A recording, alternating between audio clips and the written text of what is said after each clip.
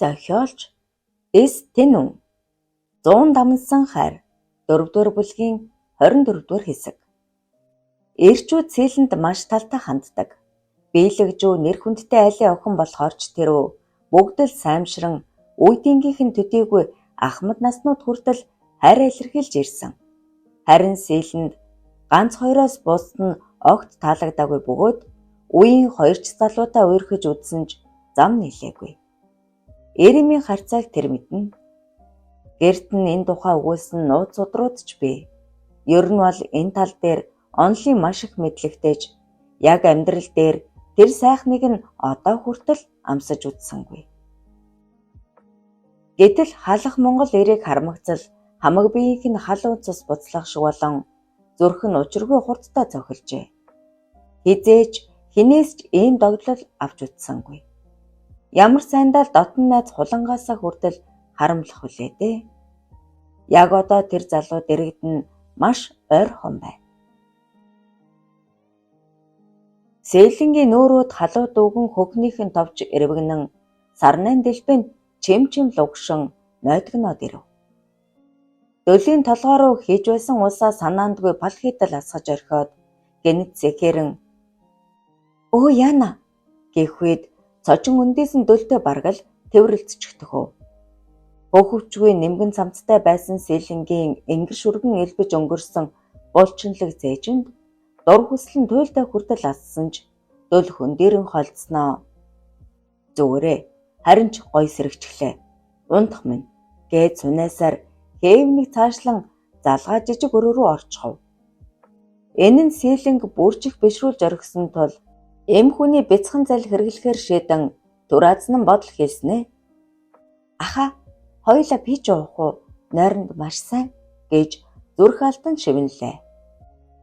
Охины байдлыг тун сайн мэдсэн дөл яахаа үл мэдэн гайхширч сууснаа өрөөнөөс гарч ирээд "Бэ айхтар ядарч гээгтэй чамд хань олъё.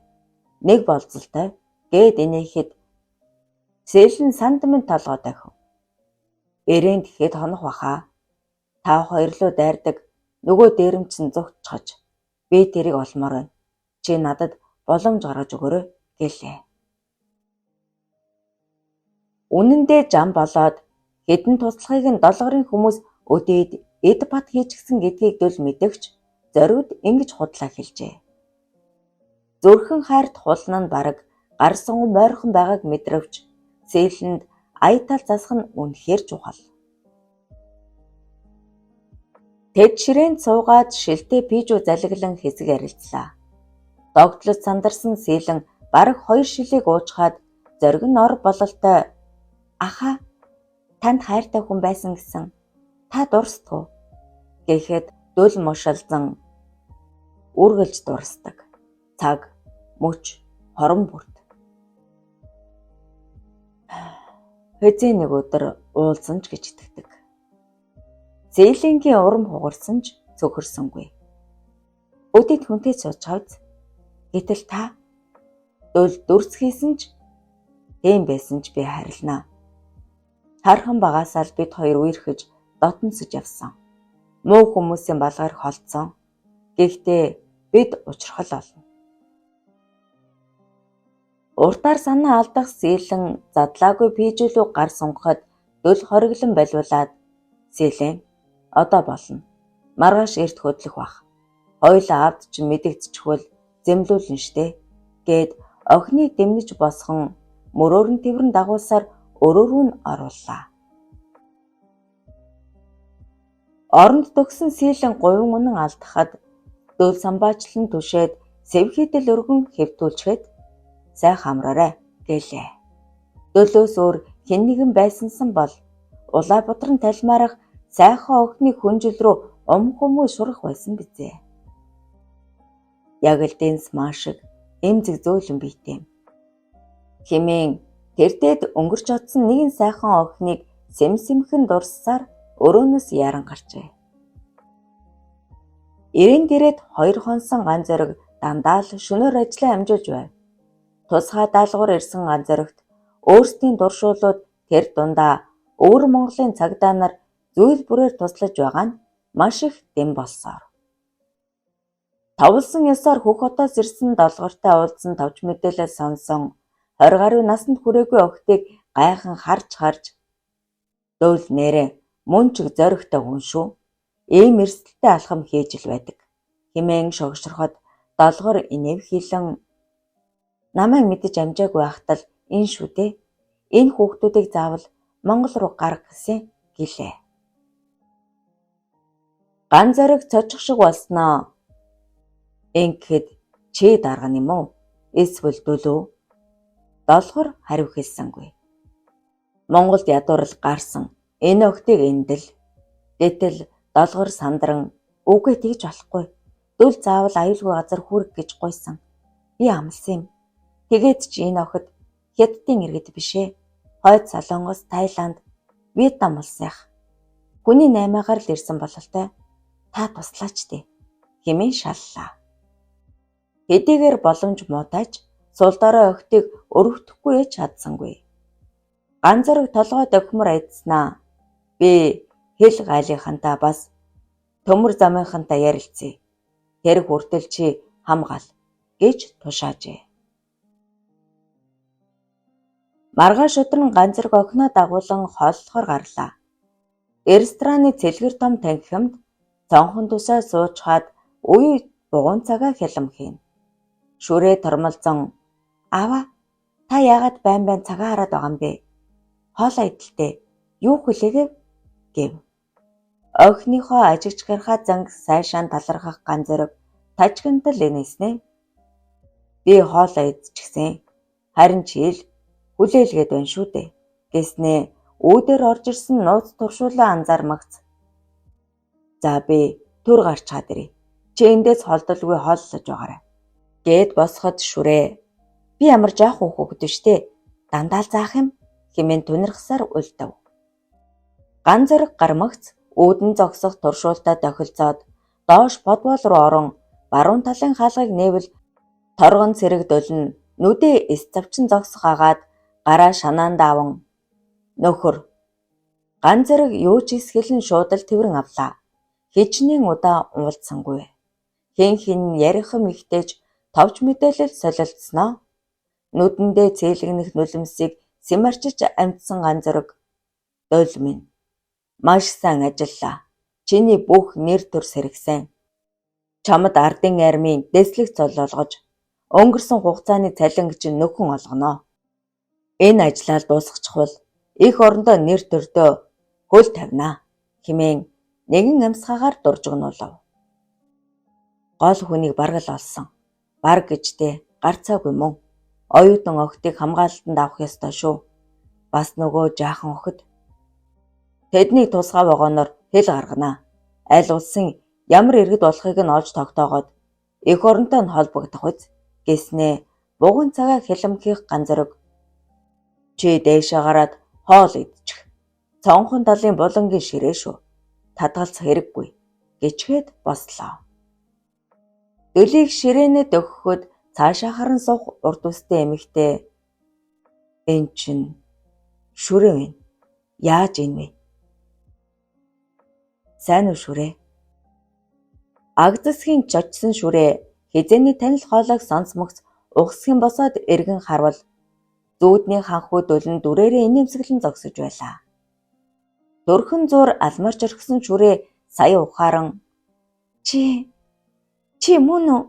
Мөн байна хэмээн шивэнсээр энгэрт насан тэврэлдээд асгаруулан мэгших үед рестораны гол хаалгаар улан сээлэн навчаагууруу хөгжилдөн нээлтсээр ороод ирхэн тэрэ. Сээлэн амлсан ёсоороо дөлд хагас өдөр ажлаа амжуулах боломж өгөөд аавдаа мэдэгдэхгүйгээр улан навчаа хоёртой сэм гарч чаджээ. Тэр жил буурлын сангийн аж ахуйн дуйлаанд хэрэгээр дотносож танилцсан навчаатай таарж бөөн баяр хөөр болон хэдэн өдөр гууч хөрсөн хулангийн сэтгэл санаа тунжиг өөдрөг байлаа. Цөөхөн хоног нөхрөлсөн ч тун дотн танилцсан навчаагаас Улаанбаатарын сонин хачин сонсож дууя болон бусад найзуудынхаа тухайж ихийг дуулжээ. Хаасаагүй барилга барьж эхэлсэн ирээний гудмаар сэлгүүцэн энд тэнд алаг цоог байрлах зах дэлгүүр сонирхон элдвийг хуучлан удтал алхав. Гэтэл сэлэн үе үе эргэж харан бүлтгэнснээ. Та хоёр анзаарв уу? Биднийг аль түрүүнээс хойш нэг хүн дагаад байх шиг. Хулан навчаа хоёр гайхшран эргэж харах гэтэл битгий хараа. Тэр ресторан оръё. Анзаарагдаж болохгүй гэсээр яаран алхлаа. Бүх хотод тохиолдсон явдлаас хойш хэнийгэн хүн ажаадж байх шиг мэдрэмжээс салан энэ хүртэл тун тайван байж чадсан хулан үнэндээ айж твцсэнгүй. Санаандгүй явдал тараалыц. Эсвэл танаа Жан ахыг дагуулж гардаг байж үү гэсээр ресторан руу орцгоолоо. Сониучхан зантай навчаа хаалганы завсраар харж "Хөөе, Санчир багш байна штэ. Биднийг дагаагүй юм шүү. Зогсчихлоо. Улаан, хоёулаа багштай уулзах уу?" хэмээн уулгалав. Зээлэнч хэрэгт дурлан шагааж харснаа. "Өө, тийм. Бээжингийн элчин сайдын амны үүдэнд бараг л мөргөлдөх шахсан хүн байна. Танаа багш юм уу?" гэж хушуу нэмэв. Өөрт нь хайр зарлаж байсныг тэрхэн зур санан жихүүцэгших болсон хулан "Өө яах юм? Эхнэр хүүхдтэйгээ яваач юм билүү?" гэснээ хамраа шантаалган хоосон агаар хэдэнтэй үнэрлснээ. "Гой хоол үнэртээд өссөд байна. Оръё" гэсээр гол хаалга руу зүтгэлж тайвширч орхисон сэлэн навчаа хоёрч араас нь дагжээ. Үүдээр ормогц бусдаас онцгойрон суух хосыг харж дараа нь цооширтах арцтай тулгарсан хулан өөрийн ирэхгүй цочин салганснаа хөлн гуйван навчаагаас зуурснаа. "Дотор муухаараад" хэмээн арай ядан шивнэлээ. "Яачих вэ? Алив агаарт гарыг. Энд бөгчөн байна" гэсээр юу ч эс анзаарсан сэлэн навчаа хоёр хулан сугадан гадагш гарчээ. Шүрээтэй хамт байна. Урд үстэй шүрээ яг л мөн. Ширээн дээр цаашаа харан суух, гурваар шүлдсэн урд хар үстэй охиныг шүрээ гэдгийг хараад л мэдсэн хулан мөрөөдлийн ханхүүн ямархан баяр хөөртэй байгааг анзаармагцал нүур буруулан муужирсан нь энэ ажээ. Үүдэнд Санчир багш халз тааран гайхандуу алдаад хулан сугадан авахад навчаа. "Багшаа, та сайн уу? Хулан гэнтэл." Санчир хариу эсгэлэн хулан халамжлан тэрсээр зам хөндлөн гарах үед навчаа сэлэнд ямар нэгэн зүйл шивнсээр араас нь дагжээ. Яг энэ мөчөд дөл эрэхгүй тэсгэл алдан "Би гарчхаад ирье" гэсээр угсгийн босож хар гүйхээр гарахад хайрт хуланг нь халамжлан тэврээ цаашлах өндөр биер хүү залууг Санчир гэж эргэлзээгүй таниад "Чи та хоёр" хэмээн самсаага шархируулан шивнсээр огт хөдөлгөөнгүйгээр шаасан гадас лугаа зогсоход араас нь яаран гарч ирсэн хөөрхөн шүрээ түшин тэрснээ. "Ахаа, юу болов вэ? Та яава?" гэд сандрангуй өгүүлэн дөлийн хараа тавих зүг рүү ширтвэл хэн нэгэн тэврүүлэн цаашлах охин тэрхэн мөчөд эргэн харж харц тулгарсан нь улан игч дүрээрээ мөн байлаа. 24 дугаар хэсэг төгсөв. Зохиолч Эстинүү 100 намнсан хайр 4-р бүлгийн төгсгөлийн 25 дугаар хэсэг. Тэр жилийн өвөл хангай совдоо хоёр зочлон ирснээс хойш гаалхүүгийнх гэдэг айлын амьдрал чамгүй бэрхшээл нүрлжээ. Он гараад удаач үгүй байтал алтан бичиг барьсан хэдэн хүмүүс ирж байрыг нь хураа хосныг дуулган сүрүүлцгаав. Сарны оюу хоёр гайхшран хэл хам хийсэн ч галхүү огтхон ч юм хэлсэнгүй. Маргааш нь гихтэл байрыг суллан гэр хороорлол руу нүжээ. "Миний дүүл ах урагч биш, хэд гүтгэж байна" хэмээн хархан нүдэндээ нүлбэс урилуулах охиноо аргадан "Энэ зүгээр л алдаа.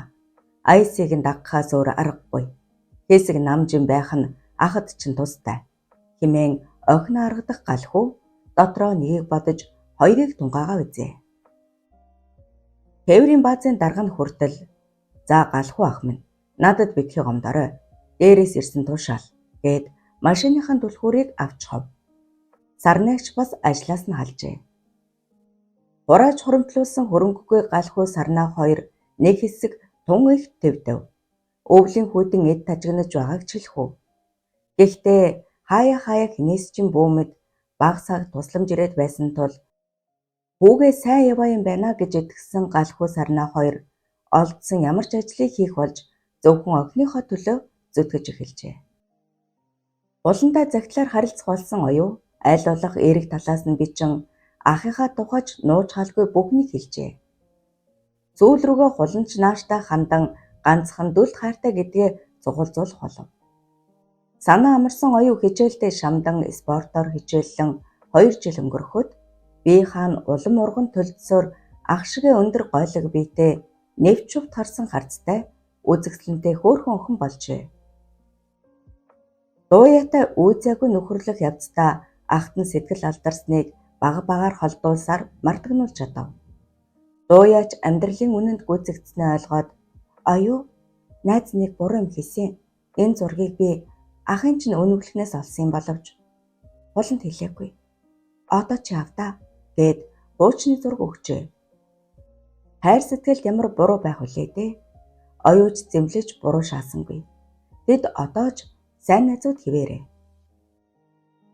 Ирээнд нууцхан бүгсэн Батнамын бүлэглэл хийх ёстой ажлаа яв цав гүйцэтгэж нутаг руугаа буцаж буй оюутан огтоос царай зүс бие хаа сайтыг нь шилэн бүртгэж ганцхан дайралтаар булгаалахаар анаж байлаа. Ганц хоёроор явж буй ганцхан бүсгүйчүүдээс ч хэд хэдийг онож тоожглов. Нууц бариндаа уулзаж сүүлчийн төлөвлөгөөгөө ярилцах Батнам уулаймч хоёрын дунд бяцхан маргаан дэгдлээ. Навчин дамхиа үеийнхэн уугуулн сороохон Батнам эхэл бачимдан "Танд би үнэнч туслах ганлыг өглөө. Гэтэл яагаад тэр хуланг би авч болохгүй" гэж маш өндөр үн хүрхийг та сайн мэднэ. Ийм сайхан охиныг алдмааргүй гэхэд уулаач бухимдан ширээ шааж босч ирээд "Чи үндсэн зорилгоо мартаа юу? Шорон таржилж буй ихрээ санаач. Би ганц охиныхоо дотн найзыг хулгайлж сэтгэлийг нь шархлуулмааргүй байна. Тэгээд ч оройтохгүй. Энд сурах хүсэлтэй юм байна лээ. Ядаж намар ирэхээр нь хүснэ хийгээрэй. Өөр яриа байхгүй" гэж эрсгэн хэлжээ. Эцэст нь Батнам толгой дохин "За тэгье да. Таны зөв юм байна" хэмээн бууж өглөө. Хэлийн бүрэн эрхт тусгай төлөөлөгч ган зориг энэ хэдэн өдөр дөл долгор болоод бусад туршуулуудынхаа мэдээллийг нэгтгэн Батнамын бүлэглэлийн эсрэг хариу арга хэмжээг туншуурхаа авсаар байв. Өчүүхэн төдий алдаа гарвал бүх ажиллагаа нурахыг сайн мэднэ.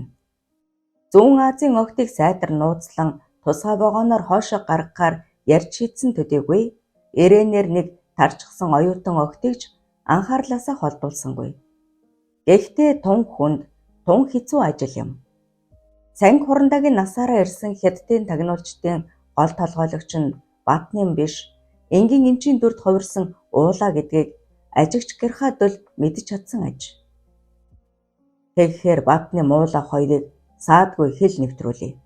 Дотоодд чухам хинтээ сүлбэлдэж хэнийг ургуулсныг мэдэх нь чухал. Ганцэгчин маягаар охинтойгоо ирсэн нь тун зүг болсон төдийгүй эсрэг талынхан ган зоригийг даанч нэг сонирхсангүй.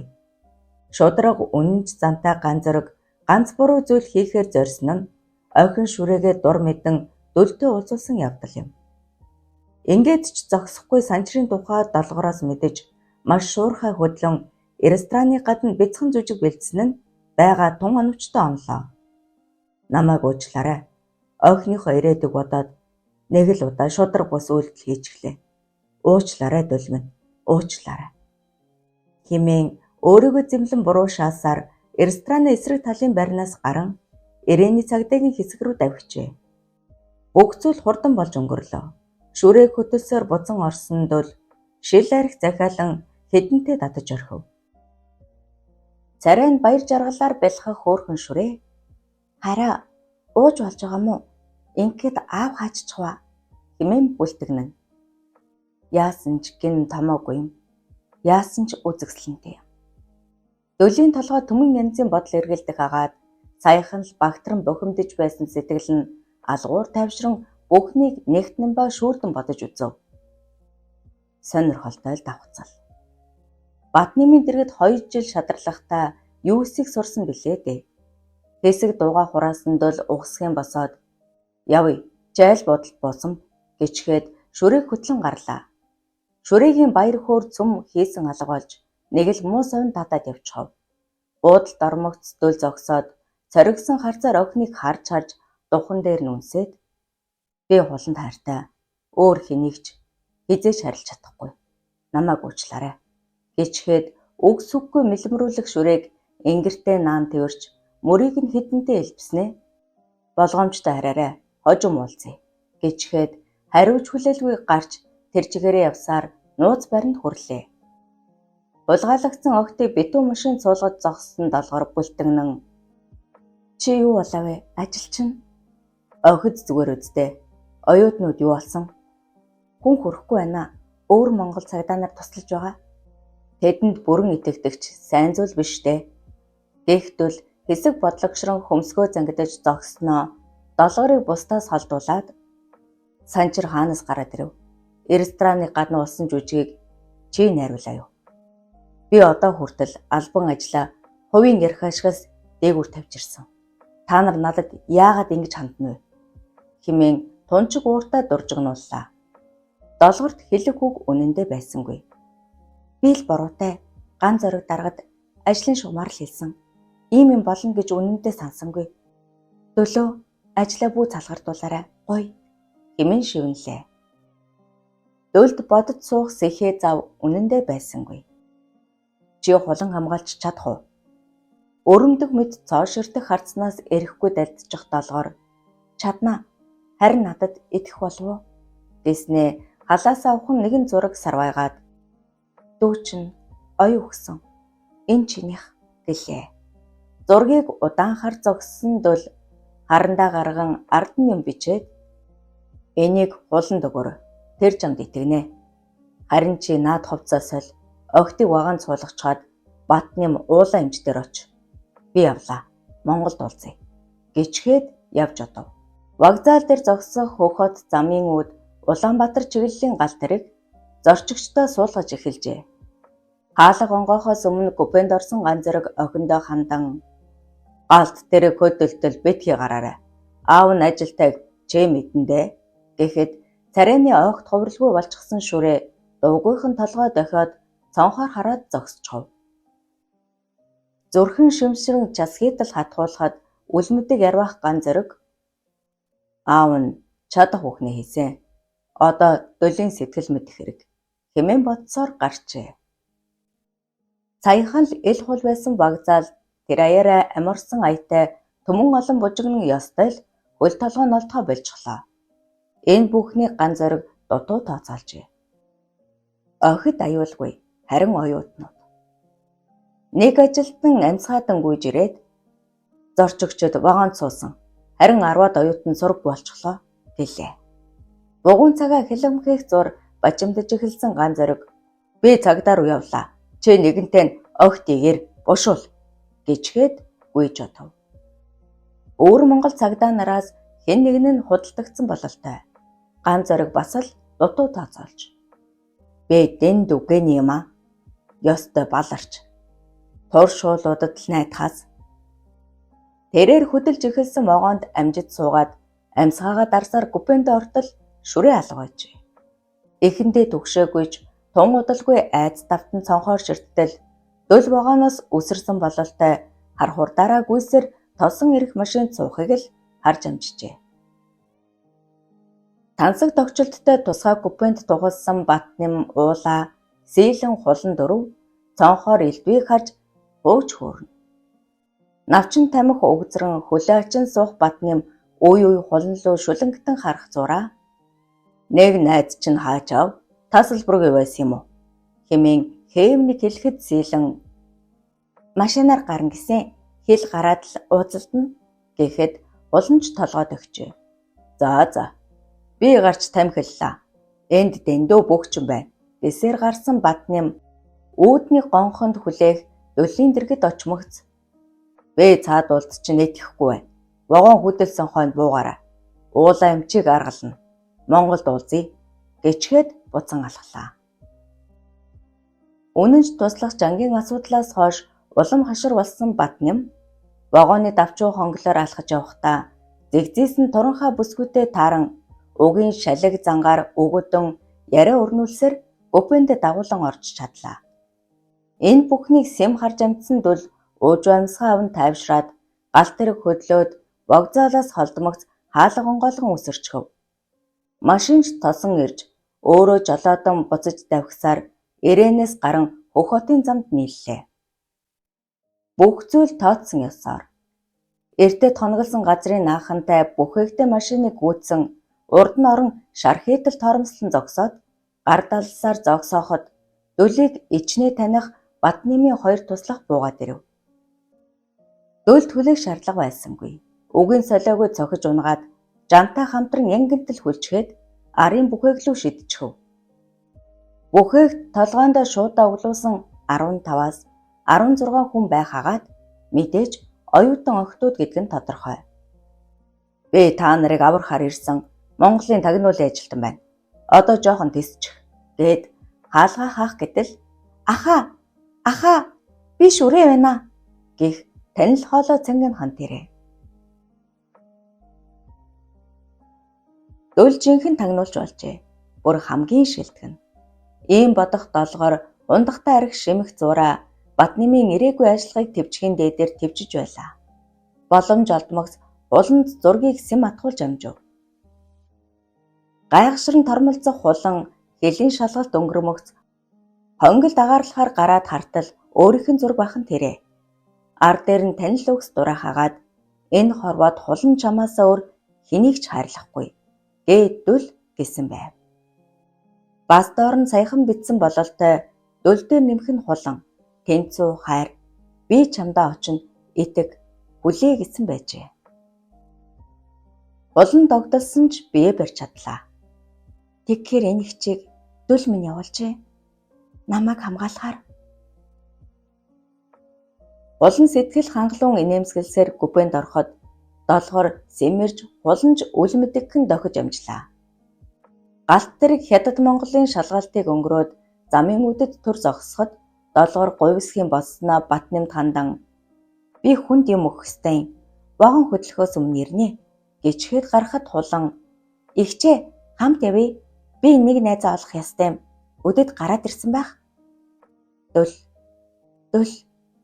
чи ийм ундаг болохоор эм хүйстэн болгон ханарах нарахгүй юм. Улан хөтлөн гүйх долгоор бачимдад сандарсан ганц зөрөгтэй тааран учрыг мэдээд та тагнуулж болох яагаад ч үгүй хүн бэ? Хэлийн цэрэгт мэдэгт оюутнуудыг дөл аварсан байх ёстой. Яралтай шүү. Вагон хөдлөхөөс өмнө амжий гэж хашигчлаа. Бүрэн эрхт тусгай төлөөлөгч тэр дорн шуурхай арга хэмжээ авч хэлийн тоот баганлуу цэргийхнэр хүч нэмэгдүүлэн хар хурдаараа давхив. Алсад машины тоос гоцоохыг харсан долгоор тэр дөл ирж явна гэж хашигчин цэргийнхэн ч зогслоо. Хятадын хэлжидч мэдсэн бололтой дөлийг амдан давхиж харагдана. Хулан дороо дэвгцэн хайрт минь ханхүү минь давхиад байгаарай хэмээн догдлон орилж ганц зөрөгч багтсан янзаар ширтэн аргагүй л ассан гал шиг ир юм а. Яг л галын дөл хэмээн шивнэж байв. Хэзэнээс машиныг тун чадварлаг жолоодож сурсан дөл Хятадын цэргийн машинаас сурмаг болтон морилзуулан давгсаар эх орныхоо хил рүү амжин ороод ирлээ. Машин шар хийтэл торомслон зогсох үед бүхээгнээс үсрэн буусан дөл тав хийтэл алхасаар ганц зөргийн өмнө ёслон нөхөр бүрэн эрх төлөөлөгч танаа хулгайлагдсан охтыг аварч чадлаа. Тагнуулын ажилтан дэслэгч дөл хэмээн илтгэхэд ганц зориг мишэлзээд улан луу дахив. Бүхнээс хамгийн түрүүнд үсрэн буусан шүрээ аваа хэмээн цангинаж дөлөө гэх хуланж орилж сэтгэл уйрам агшнууд үргэлжилсээр. Дөлийнхээ ханхар цээжинд тас дэврүүлсэн хулангийн үрлэн алан нүдэнд нулимсан бороо үерлэхэд би ганцхан чамдаа л хайртай хэмээн шивнэх дөл хайртайгаа ахин алдахгүй гэсэн аятай тас дэврэн үнсжээ. Юутай их бэрхшээл туусан билээ дээ. Хизээч хувраа нүгүй анхны хайр. Дөл дээр нэмэх нь улан Тэнцүү хайр. 4-р бүлэг төгсөв. 2024 оны 12 сарын 15. Завхан аймаг. Зохиолч С. Тинүү.